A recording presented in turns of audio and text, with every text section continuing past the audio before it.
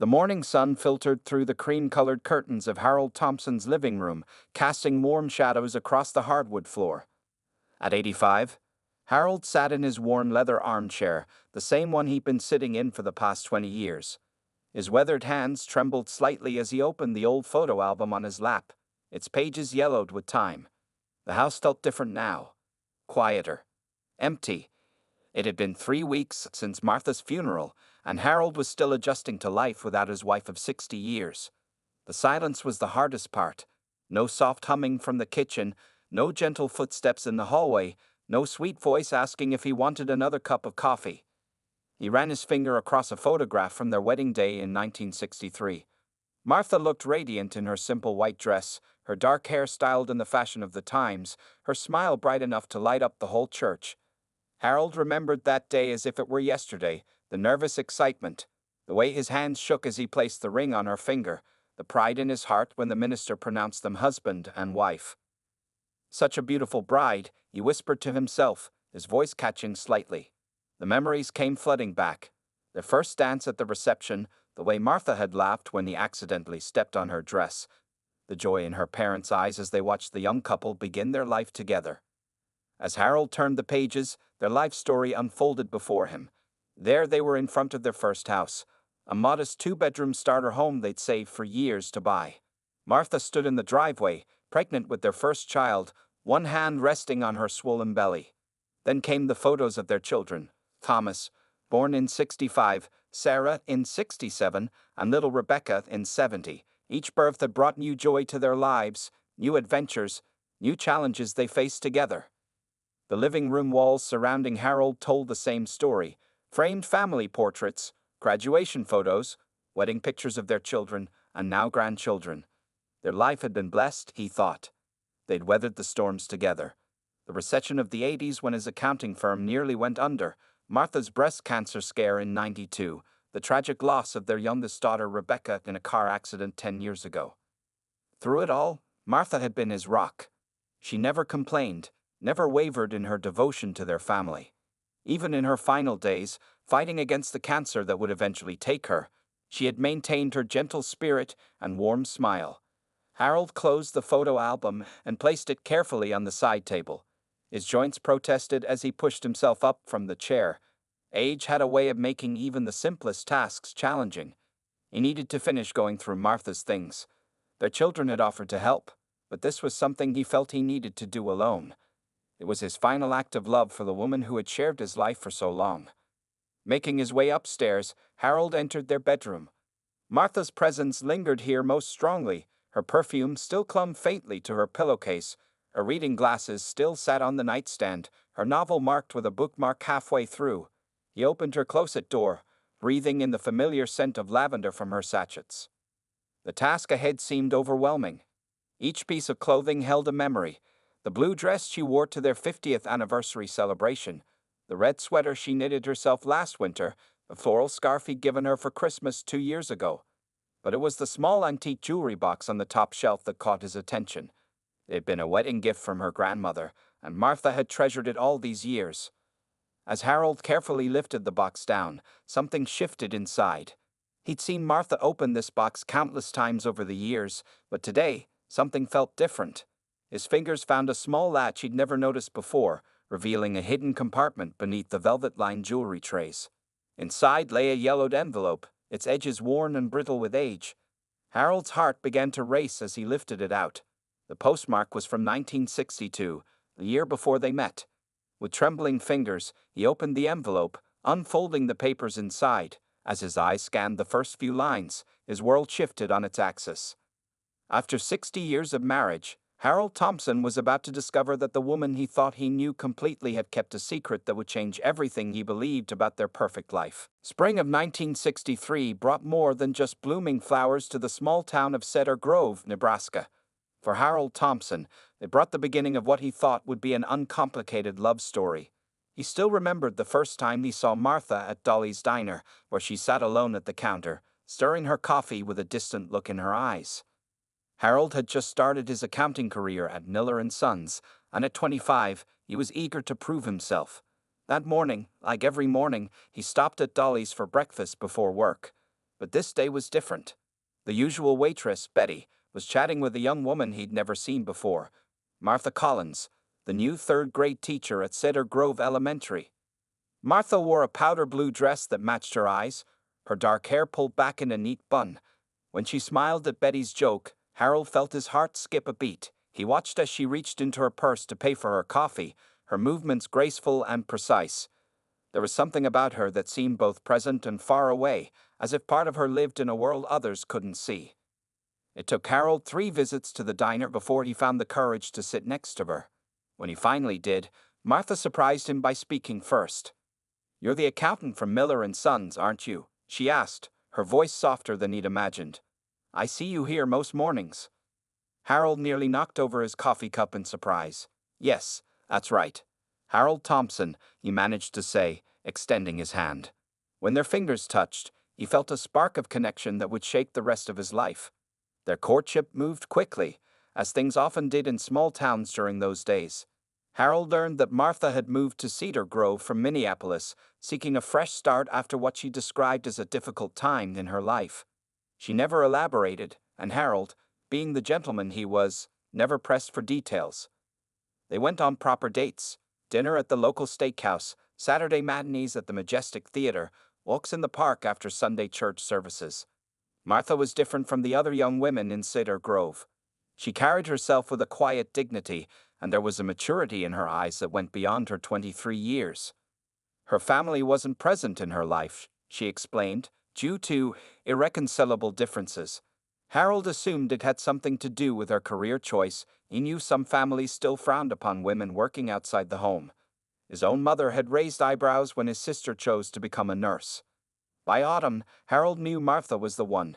He proposed on a crisp October evening in the town gazebo, which he decorated with strings of lights and flowers from Mrs. Peterson's garden. Martha's yes came with tears in her eyes, but Harold attributed them to joy. Looking back now, he wondered if there had been something else behind those tears. Their wedding was small but lovely, held at the Cedar Grove Methodist Church. Martha wore a simple white dress she'd made herself, carrying a bouquet of white roses and baby's breath. Harold's family filled the pews on one side of the church, while the other side held friends and colleagues from the school where Martha taught. No one questioned the absence of her family. It wasn't uncommon in those days for people to have complicated family situations. After the ceremony, they moved into a small rental house on Maple Street. Martha transformed it into a home with carefully chosen curtains, potted plants on the windowsills, and the delicious smell of home-cooked meals. She proved to be an excellent wife, caring, supportive, and dedicated to building their life together. Those first few months were filled with the sweet adjustments of newlyweds. Harold would come home from work to find Martha grading papers at the kitchen table, her reading glasses perched on her nose. They'd share stories about their days over dinner, plan for their future, and dream about the family they hoped to have. Everything seemed perfect. But now, as Harold stood in their bedroom 60 years later, holding the mysterious envelope from 1962, he realized that perfection had been built on shifting sands. The Martha he married in 1963 had been carrying a secret that would have changed everything, if only he had known. The years following Harold and Martha's wedding passed like pages turning in a well-loved book. By 1965, they had saved enough money to purchase their first real home, a modest 2-story house on Oak Street with a small front yard and a maple tree that turned brilliant red every fall. Martha had just announced her first pregnancy, and Harold's accounting firm was growing steadily. Their firstborn, Thomas, arrived on a snowy December morning. Harold paced the hospital hallway for hours until the nurse finally emerged with news of his healthy son. When he entered the room, he found Martha cradling their baby, her face glowing despite her exhaustion. But there was something else in her expression too, a shadow that crossed her features as she gazed at their newborn. Harold dismissed it as normal new mother anxiety. 2 years later, Sarah joined the family, followed by Rebecca in 1970. With each child, their house grew fuller, louder, and happier. Martha proved to be an exceptional mother, balancing her teaching career with family life in a way that amazed everyone. She never missed a school play, a baseball game, or a dance recital. Her organizational skills kept their household running like clockwork. Harold's accounting firm flourished under his careful management. By 1975, he had become a full partner, and their financial situation allowed Martha to reduce her teaching schedule to part-time. They moved to a larger house in the better part of town, complete with a swimming pool that became the neighborhood children's favorite summer gathering spot. The Thompsons quickly became pillars of their community. Martha joined the local charity board and organized fundraisers for the Children's Hospital. Harold served on the town council and coached Little League. Their home hosted Sunday dinners, holiday celebrations, and countless birthday parties. From the outside, they appeared to be the perfect American family. But there were moments, brief, almost imperceptible instances, when Harold caught glimpses of something else. Like the way Martha would sometimes stop and stare into space while doing dishes, lost in thoughts she never shared. Or how she would excuse herself during certain TV shows about adoption or lost children, returning later with slightly reddened eyes. Once, when Sarah was about 12, she asked Martha if she'd ever wanted a bigger family. Harold happened to be passing by the kitchen and paused to hear his wife's response. The silence that followed lasted a beat too long before Martha answered. 3 children is the perfect number for us, sweetheart. Her voice carried a weight Harold had never noticed before. As their children grew, Martha threw herself into their lives with an intensity that occasionally bordered on overwhelming. She kept detailed photo albums, saved every report card, and stored away tiny mementos, first teeth, locks of hair from first haircuts, kindergarten artwork. It was as if she was afraid of losing even a single moment. The community recognized Martha's dedication to children beyond her own. She started a tutoring program for struggling students and volunteered at the local orphanage. When asked about her passion for helping children, she would simply say, "Every child deserves to be loved." The slight tremor in her voice when she said these words went unnoticed by most, but not by Harold. Their children flourished under their parents' guidance. Thomas followed in his father's footsteps and became an accountant. Sarah chose law school and eventually opened her own practice in town. Rebecca, the youngest, inherited her mother's love for teaching and took a position at the same elementary school where Martha had taught for so many years. Life moved forward in its steady rhythm. There were graduations, weddings, and eventually grandchildren. Martha doted on each grandchild with the same fierce love she had shown her own children. She spent hours rocking them, reading stories, and baking cookies, creating the same warm memories for them that she had created for her children. Through it all, Harold watched his wife with pride and love. She was everything he had ever wanted in a partner, loving, dedicated, intelligent, and kind. If sometimes she seemed distant or melancholy, he attributed it to the natural ups and downs of life. After all, everyone had their moments of sadness, their private thoughts and worries. Never once did he suspect that beneath Martha's perfect exterior lay a secret so profound it would shake the very foundation of their 60-year marriage. A secret that was about to emerge from that yellowed envelope he now held in his trembling hands. Harold's hands shook as he opened the yellowed envelope. The paper was delicate, threatening to crumble at his touch. He moved slowly to his bedroom desk, where the afternoon light was better, and carefully extracted the contents. Several documents and a handwritten letter, all dated 1962. The first document made his heart stop. It was a marriage certificate, but not the one he knew from their wedding in 1963. This one showed Martha Collins had been married to a James Richardson in Minneapolis on June 15, 1961. Harold had to sit down, his legs suddenly too weak to support him. More papers spilled from the envelope. A birth certificate dated March 3, 1962, for a baby girl named Catherine Grace Richardson. Mother, Martha Collins Richardson. Father, James Richardson. Harold's vision blurred as he tried to process what he was reading. A daughter. Martha had a daughter before they met. The final document was the most shocking: adoption papers, signed by both Martha and James, surrendering their parental rights to Catherine Grace. The date was December 12, 1962, just 3 months before Harold would meet Martha at Dolly's Diner. With unsteady fingers, Harold unfolded the letter. The handwriting was unmistakably Martha's, though younger, less controlled than he remembered. My dearest Catherine, if you're reading this, you're old enough to understand why I had to make the hardest decision of my life. Your father died in a factory accident when I was 7 months pregnant with you. His parents, your grandparents, blamed me for his death. He was working extra shifts to prepare for your arrival. My own parents, strict in their religious beliefs, Couldn't accept an unwed mother in the family after James's death. I had nowhere to turn. I held you for 2 days in the hospital. You've had your father's eyes in my dark hair. Giving you up broke something in me that I fear will never heal. I pray that your adoptive parents are giving you all the love and opportunities I couldn't provide. I'm leaving Minneapolis tomorrow. The memories here are too painful. I'll carry you in my heart always. Love, your mother, Martha. Harold set the letter down, his mind racing through 60 years of memories, seeing them all in a new light. Martha's reluctance to discuss her past, her intense dedication to their children, the way she would sometimes cry during adoption storylines on television, her passionate involvement with the local orphanage. He remembered one particular night, about 15 years into their marriage, when he woken to find Martha's side of the bed empty. He found her in Rebecca's room, watching their youngest sleep, tears streaming down her face. When he'd asked what was wrong, she'd simply said, "I'm just so grateful for our children." Now he understood the real meaning behind those tears. Standing up, Harold walked to Martha's closet. The familiar scent of her perfume brought fresh tears to his eyes. How many nights had she lain beside him, carrying this burden alone? How many times had she wanted to tell him but couldn't find the words? The weight of her 60-year secret pressed down on his chest until he could hardly breathe.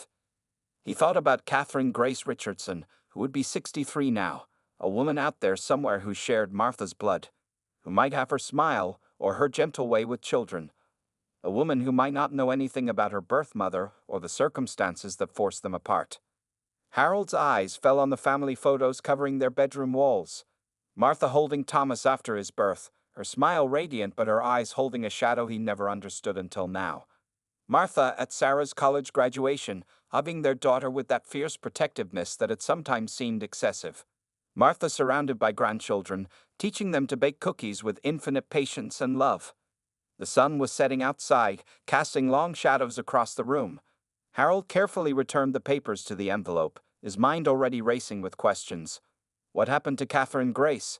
Did she have a good life? Had Martha ever tried to find her? And most importantly, what was he going to do with this information now that Martha was gone? The answers would come, but for now, Harold sat in the growing darkness, mourning not just his wife's death, but the lifetime of silent pain she had carried alone. The next morning, Harold sat at his kitchen table with his laptop open, a cup of coffee growing cold beside him. His son Thomas had helped him set up the computer last year, insisting it would keep him connected to the family. Now, for the first time, Harold was grateful for the technology. His fingers moved slowly over the keyboard as he typed, "Catherine Grace Richardson, born March 3, 1962, Minneapolis," into the search engine. The results were overwhelming. Hundreds of Catherine Richardsons across the country. He rubbed his tired eyes, remembering how Martha had always been the organized one. The sound of the doorbell startled him. Sarah, his middle child, stood on the porch with a casserole dish in her hands. At 58, she looked more like Martha every day. "Dad, you look terrible," she said, setting the dish down and studying his face. "Have you been sleeping?" Harold looked at his daughter, seeing for the first time how close in age she was to the sister she never knew existed. The weight of the secret felt even heavier. "Sit down, Sarah," he said quietly. "There's something I need to show you." Sarah listened in stunned silence as Harold shared his discovery, her lawyer's mind probably cataloging every detail. When he finished, she sat back in her chair, processing the information. "So I have a sister," she said finally. "We all have a sister. An older sister we never knew about." Her voice cracked slightly. "Poor Mom, to carry that secret all these years." Harold watched as Sarah pulled out her phone, her fingers moving rapidly across the screen. "Dad, finding people is part of what I do at the firm. Let me help." Over the next few hours, father and daughter worked together.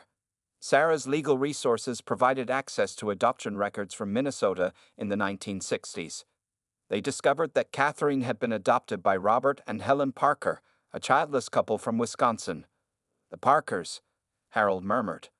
"Martha used to insist we vacation in Wisconsin every few years. She said she loved the lakes," but his voice trailed off as another piece of the puzzle fell into place. Sarah found more. Catherine Grace had grown up as Kate Parker in Madison, Wisconsin. She graduated from the University of Wisconsin in 1984 with a degree in social work. Like Martha, she'd chosen a career helping others. There's more, Dad, Sarah said softly. She got married in 1987 to Michael Bennett. They have 3 children. She turned her laptop to show him a social media profile picture of a woman in her early 60s, with Martha's dark hair and gentle smile. Harold's hands trembled as he stared at the photo. She looked so much like your mother. As they dug deeper, they discovered that Kate Bennett had built a life dedicated to helping others. She ran a non-profit organization that supported adoptive families and birth mothers, providing counseling and resources.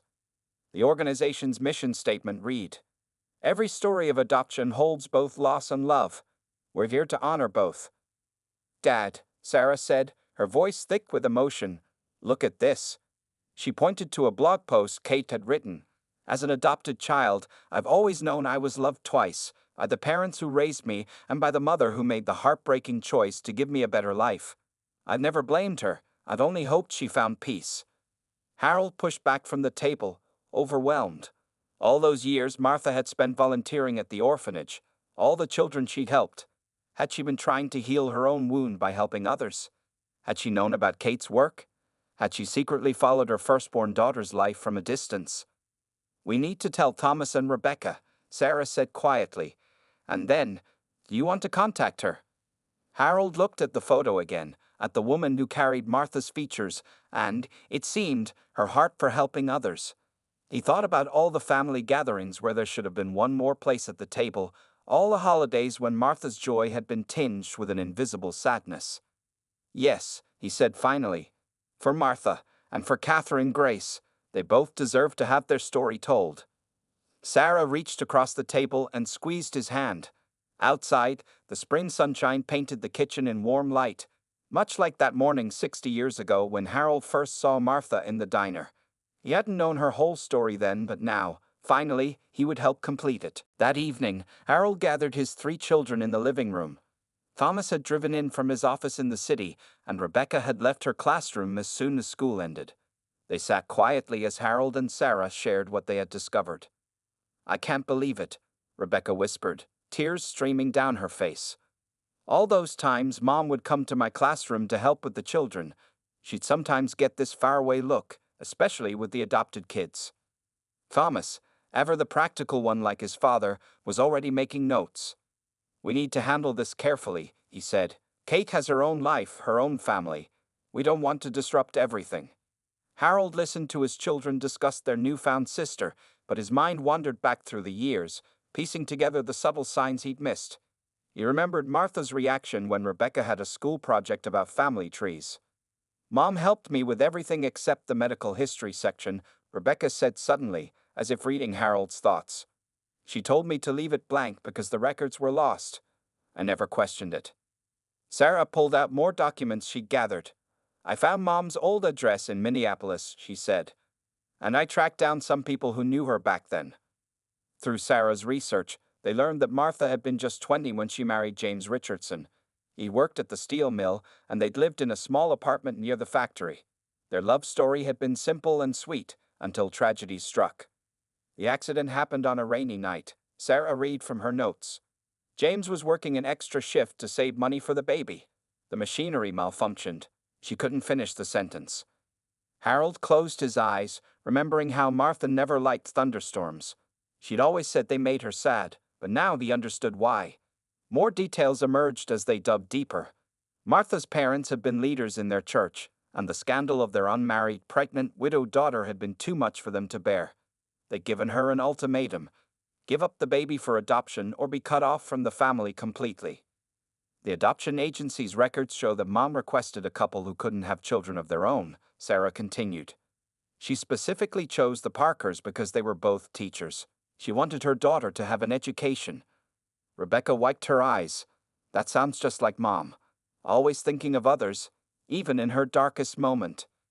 Thomas pulled up Kate's professional website on his tablet. "Look at this," he said, showing them an article she'd written about adoption. She talks about how every adopted child carries 2 stories, the one they live and the one they come from. She writes about wanting to honor both. Harold's voice was rough with emotion when he finally spoke. "Your mother carried those 2 stories too. The life she built with us, and the life she lost. She poured all her love into our family, but she never forgot her first child. The siblings exchanged glances, a lifetime of memories taking on new meaning. Martha's insistence on photographing every moment, her careful preservation of their childhood mementos, her fierce protectiveness, all of it stemmed from having lost a child. "I found something else," Sarah said quietly, pulling out her phone. "Kate's organization holds an annual reunion for birth mothers and adopted children who want to reconnect. The next one is in 3 months." The room fell silent as they absorbed this information. Harold looked at the familiar family photos on the walls, seeing the empty spaces where Catherine Grace's pictures should have been. "Mom never stopped loving her," Rebecca said softly. "She just never stopped." Harold nodded, remembering all the times Martha had sat in their backyard, staring at the stars with that gentle sadness in her eyes. She'd been looking toward Wisconsin, he realized now, toward the daughter she'd given up. "We owe it to both of them to complete this story," he said finally. "Martha carried this secret to protect everyone, but now it's our turn to help heal the past." As the evening light faded, the Thompson family began to plan how they would reach out to the sister they never knew they had, each of them feeling Martha's presence guiding them toward healing the 60-year-old wound. After much discussion, the Thompson family decided that Sarah would make the first contact with Kate Bennett. As a lawyer, she knew how to approach sensitive situations, and her profession would give their inquiry credibility. Sarah spent days drafting and redrafting the email. She wanted to be respectful, gentle, yet clear about their connection. Finally, on a quiet Tuesday morning, she read the final version to her father. "Dear Mrs. Bennett, my name is Sarah Thompson, and I'm an attorney in Cedar Grove, Nebraska. I'm writing regarding a delicate family matter. Recently, while going through my late mother's belongings, my father discovered documents indicating that my mother, Martha Collins Thompson, was your birth mother. If you are Catherine Grace Richardson, born March 3, 1962, in Minneapolis, we would very much like to open a dialogue with you at your comfort and convenience." Harold nodded his approval, his throat too tight for words. Sarah clicked send, and the waiting began. 3 days passed with no response. Harold jumped every time his phone rang. Rebecca checked her email constantly. Thomas buried himself in work but called twice daily for updates. On the 4th day, Sarah's office phone rang. The voice on the other end was hesitant but warm. "This is Kate Bennett. I received your email about Martha Collins." Sarah's hands shook as she took notes during the conversation. Kate had known she was adopted and had always wondered about her birth mother. The Parkers had been wonderful parents, but there had always been questions in her heart about her biological family. "I found the adoption papers when I was 18, Kate explained. "I saw my birth mother's name, but I never searched for her. I was afraid of disrupting her life. Did she ever talk about me?" Sarah shared the story of finding the hidden envelope, of Martha's letter, and of the lifetime of love their mother had carried for her firstborn child. By the end of the call, both women were crying. That evening, Kate sent them a series of photos. Harold sat with his children, looking at images of the granddaughter he'd never known growing up. There she was at her high school graduation, at her wedding, with her own children. In every picture, Martha's features smiled back at them. "She has Mom's eyes," Rebecca whispered, touching the screen. "And look, she tilts her head the same way Mom did when she smiled." The next few weeks brought a flurry of emails and phone calls. Kate shared her life story with her newfound family. Like Martha, she had dedicated her life to helping others. Her work with adoptive families had been inspired by her own experience, though she'd never known her birth mother had also spent years helping children. "It's in the blood," Thomas said quietly. "Moms need to give back, to help others." Kate inherited that. Kate told them about her 3 children: Emma, who was a pediatrician, Michael Jr., a high school counselor, and Lisa, who ran the administrative side of Kate's nonprofit organization. All of them, like their mother, had chosen careers focused on helping others. Harold found himself studying Kate's every word and gesture during their video calls, finding pieces of Martha in each one. The way she used her hands when she spoke, her thoughtful pauses before answering questions, even her habit of tucking her hair behind her ear, all echoes of the woman he'd loved for 60 years. As they planned their first in-person meeting, Harold spent hours organizing Martha's photos and mementos. He wanted Kate to know every chapter of her birth mother's life, to understand the depth of love that had led to the hardest decision Martha had ever made. "Dad," Sarah said one evening, finding him sorting through old albums, "are you okay with all of this?" Harold looked up at his daughter, tears glistening in his eyes. "Your mother carried this love and this pain for 60 years. The least we can do is help heal it now. Kate isn't just Martha's daughter, she's family. She's your sister. She's my child too, even if I'm just now getting to know her." The date was set for their meeting. Kate would come to Cedar Grove with her husband and children. The two families, separated for 6 decades by circumstance and sacrifice, would finally become one. As Harold prepared for this momentous reunion, he felt Martha's presence stronger than ever, as if she had been waiting all these years for this moment of healing. The morning of the reunion dawned bright and clear. Harold stood in his front yard, watching as Sarah arranged chairs and tables for the family gathering. Thomas was setting up a display of family photos on the porch, while Rebecca fussed with flower arrangements in the living room. At precisely 11 a.m., a minivan pulled into the driveway. Harold's heart seemed to stop as Kate Bennett stepped out. In person, the resemblance to Martha was even more striking. She stood for a moment, taking in the house where her birth mother had lived for so many years. Their eyes met across the yard, and time seemed to stand still. Then Kate walked forward, her steps quick but hesitant, until she stood before Harold. Neither spoke for a long moment. "Welcome home," Harold finally said, his voice breaking. Kate's eyes filled with tears as she hugged him. "Thank you for finding me," she whispered. The rest of Kate's family emerged from the van, her husband Michael, their 3 children, and 2 grandchildren. Introductions flowed naturally as the two families merged in the yard. Emma, Kate's oldest, had Martha's laugh. Michael Jr. shared her serious expression when thinking deeply, and little Lisa had her exact mannerisms. Inside the house, Harold led Kate to the living room where they had created a timeline of Martha's life. Photos, letters, and mementos traced the years from 1963 onwards.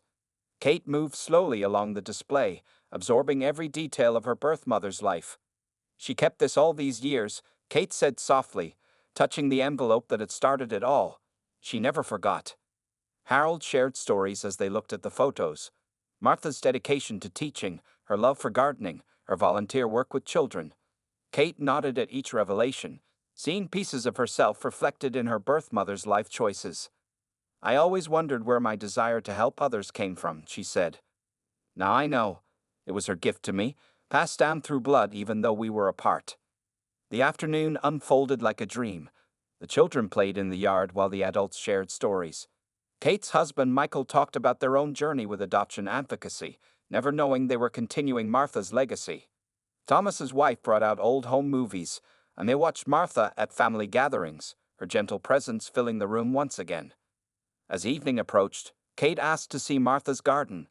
Harold walked with her among the flowers Martha had lovingly tended for decades. "Mom loved these purple irises best," Rebecca explained, joining them. "She planted them every spring." "They're my favorites too," Kate said quietly. "I have them in my garden at home." Later, as they gathered for dinner, Harold watched his expanded family around the table. Sarah sat between Kate and Emma, comparing childhood stories. Thomas and Michael Jr. discovered they shared a passion for baseball. Rebecca and Lisa bonded over their teaching experiences. The grandchildren played together as if they'd known each other all their lives. Before dessert, Kate stood and addressed the family. "I've spent my life helping other adoptees find peace with their stories," she said, her voice steady despite her tears. "But I never imagined finding such a beautiful chapter of my own. Martha made an impossible choice out of love, and that love has echoed through generations. Through her work with children, through my work with adoptive families, through our children's choices to help others, her legacy lives on." Harold watched as his children embraced their newfound sister. The empty space in their family photo albums would finally be filled. Martha's secret, carried for so long in silence, had blossomed into something beautiful. As the evening drew to a close, Kate pulled Harold aside. "I have something for you," she said, handing him a small package. Inside was a framed photo of her as a baby, the only photo ever taken of Martha holding her firstborn child. "The adoption agency gave me this years ago," Kate explained. "I think Mom would want you to have it now." Harold held the photo carefully, seeing for the first time the young Martha he'd never known, cradling the daughter she would have to let go. In her face, he saw both the pain of what was to come and the strength that would carry her through the next 60 years. "Thank you," he whispered, "both to Kate and to Martha's memory. Our family is complete now." Above them, the first stars appeared in the darkening sky. Somewhere, Harold felt certain, Martha was smiling, knowing that her greatest secret had finally brought healing to all those she had loved.